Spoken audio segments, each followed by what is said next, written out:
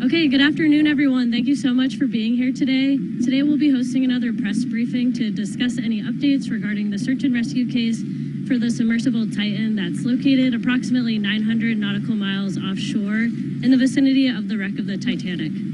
Today we will have speaking Captain Frederick, Response Coordinator of the 1st Coast Guard District. He'll be giving a brief statement followed by about 10 minutes for questions and answers. Thank you so much again. Let me please introduce Captain Frederick.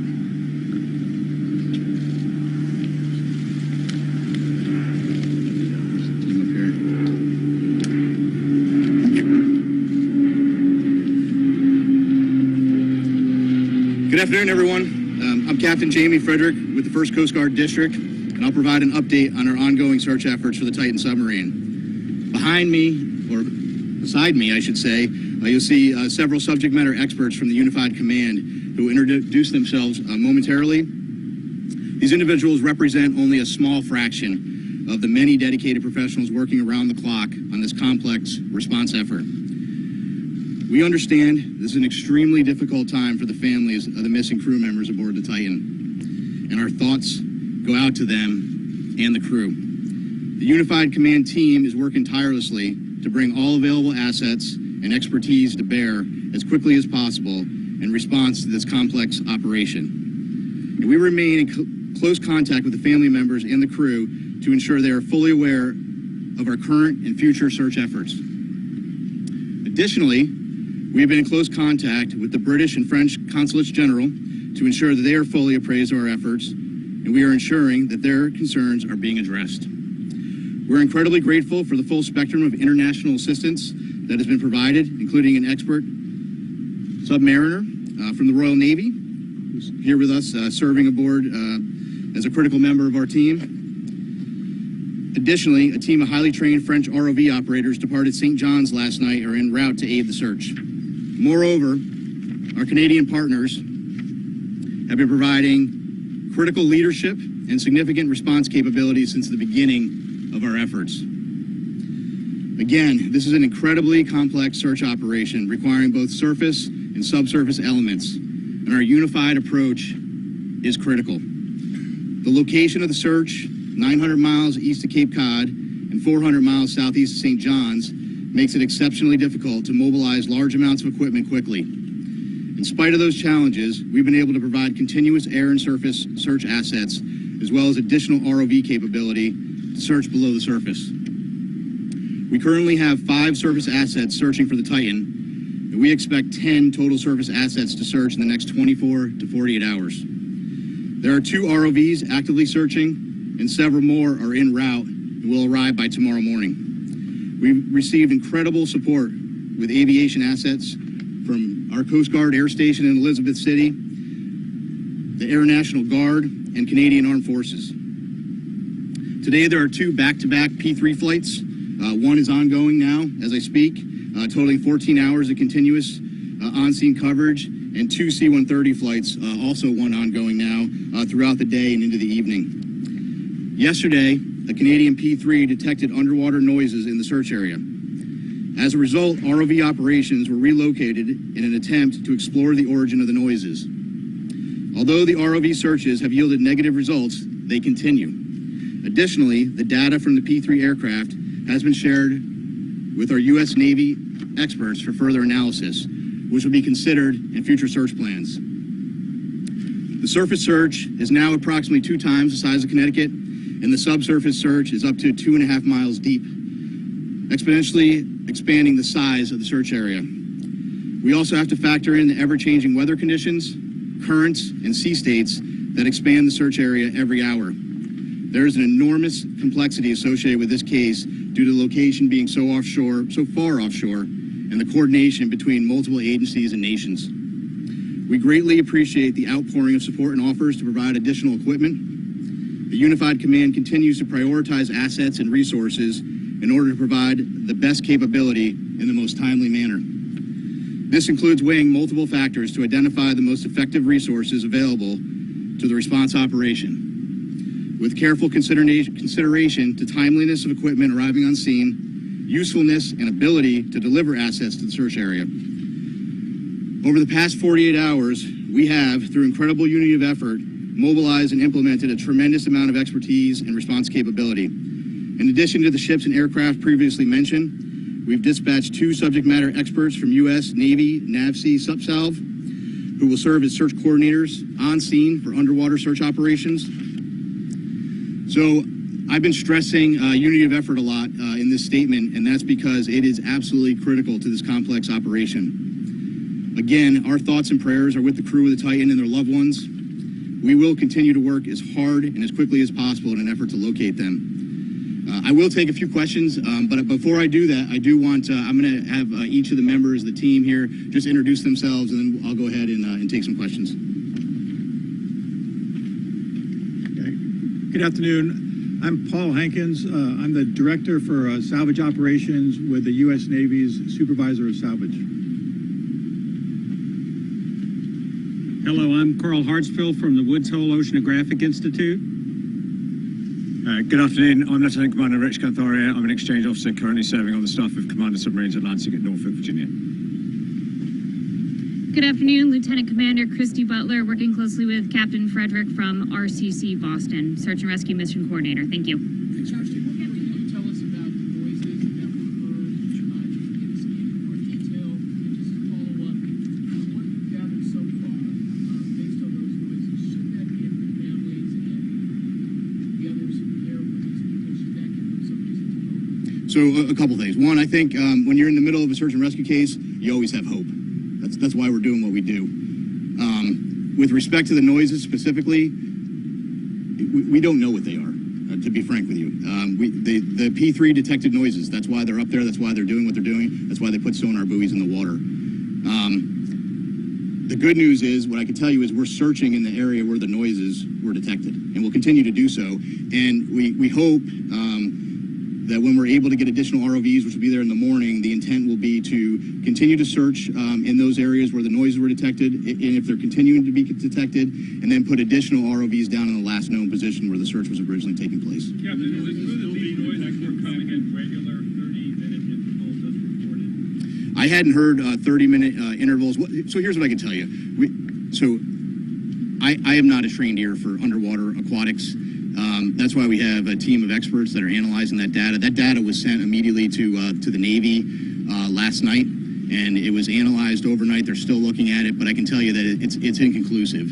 But again, I think the important piece is we're searching in the area where the noises were detected. Captain, can you talk about a timeline? Can you talk about what timeline you're working on in conjunction with the teams that are there? It's a timeline in what respect? How much oxygen do they have left on? Oh, okay. Well, in terms of, so we talked about the oxygen number. I think you're all tracking the oxygen number. I think there's an important point with that, though. The oxygen, that's just one piece of data, right? There are a lot of pieces of data that we need to consider. And, we're continuously looking at that, and we'll continuously, do that throughout the search. But that's not the only thing that's important, right? And right now, our efforts are solely focused on the search. That certainly is a dialogue that's happening. But we're focused on searching at this point. This is a recovery or a rescue? Oh, this is a search and rescue mission, 100%. We are smack dab in the middle of search and rescue, and we'll continue to put every available asset that we have in an effort to find the Titan and the crew members. Are those ROVs, and can you confirm that some sort of rectangular object has been spotted? There was some sort of report about that. So, a couple things. So the ROVs, each ROV brings different capability. The ROVs that are diving today, what's the depth on the 4,000 4,000 meters. And some additional ROVs that'll be arriving tomorrow have additional depth capability. With respect to an object, so yesterday one of the aircraft did see an object. I will tell you this: in search and rescue missions, when aircraft are flying continuously, there is stuff out in the ocean that is floating. We went back, we looked at it. It wasn't. We didn't determine it to be debris. We don't think it correlates with the case, and it is not uncommon at all during an active search to see things, and then we go and look at them. So. And just one from BBC News. When were these noises first heard? How long did they persist for? And if I could also ask, do you have any information in terms of food and water that then might have been on the site? Yeah. So So several P3 flights have heard the noises as yesterday, and we put assets there. We relocated assets immediately. With respect to food and water, it's my understanding there are some limited rations. I can't tell you exactly how much they have aboard, but they do have some limited rations aboard the vessel. Speaking to the families, how much hope can you give them after hearing those noises? Listen, I think you need to be careful. We need to have hope, right?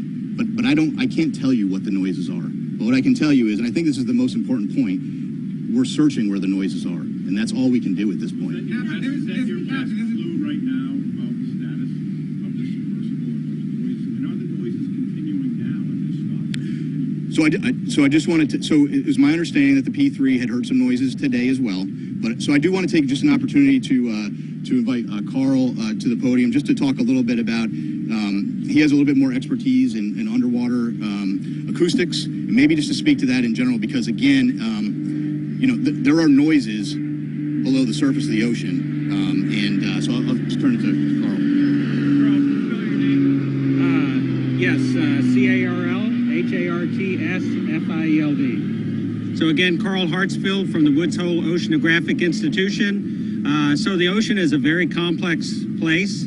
Obviously, human sounds, nature sounds, and it's very difficult to discern what the source of those noises are at times. But I can tell you that this team has multiple sensors.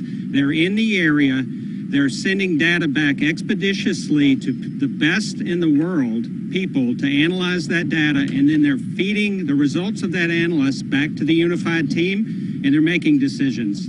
So Woods Hole is here in an advisory role, but by our expertise, what I see is a very tight operational loop that's making decisions based on data, and nothing is ruled out.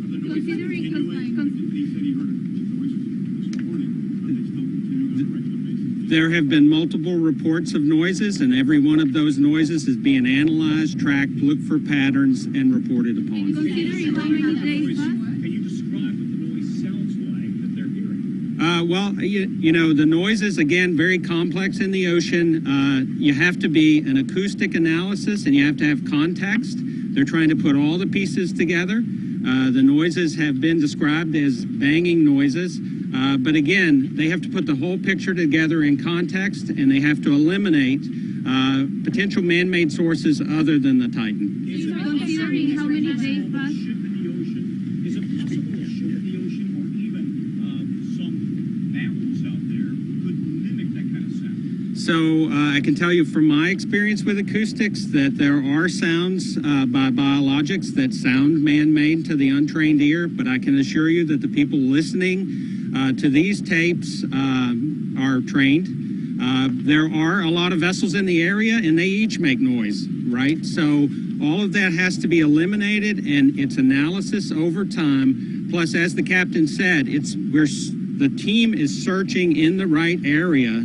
So if you continue to do the analysis, look for different patterns, and search in the right area, you're doing the best you possibly can do with the best people on the case.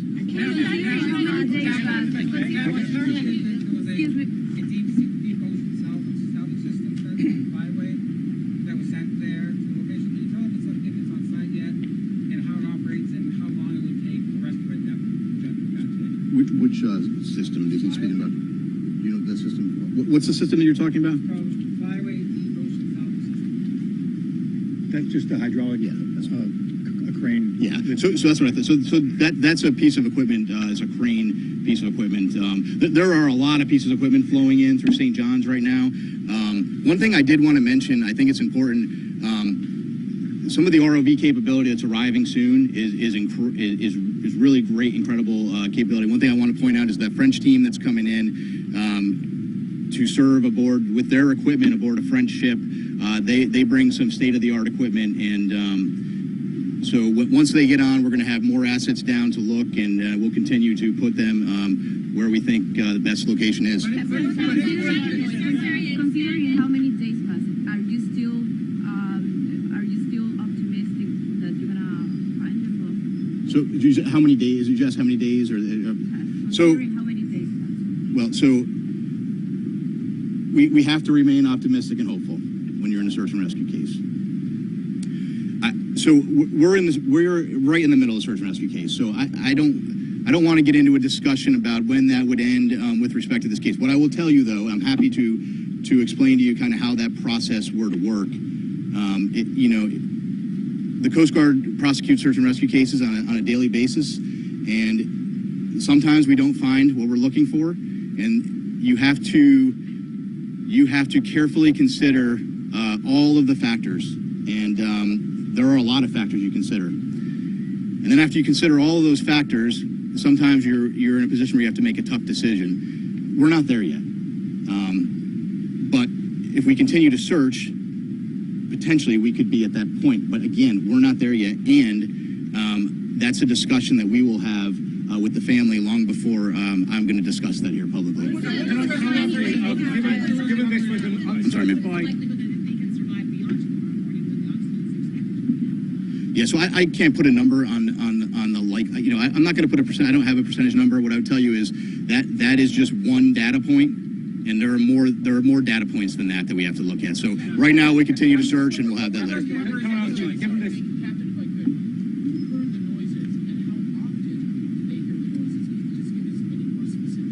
Sure.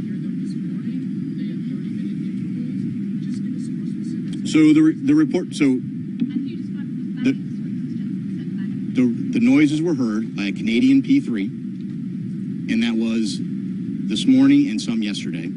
I don't know specifically over that 38-minute intervals, but again, I really think the important point to that is we're in the air, we're searching there. We moved assets and we're searching there, and we'll continue to do so. Go ahead.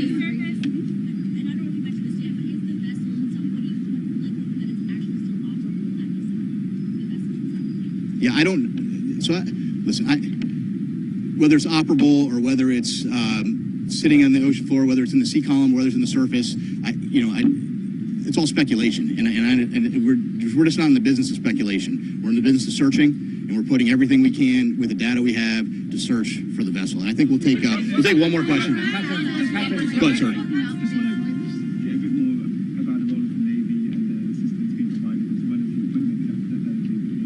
Yeah, so we asked for some additional subsurface support, and we got that through the Navy, through a liaison officer. He's just one of many team members, and we're greatly appreciative of the British government and all the support they've given us. Can we expect a daily update now on this?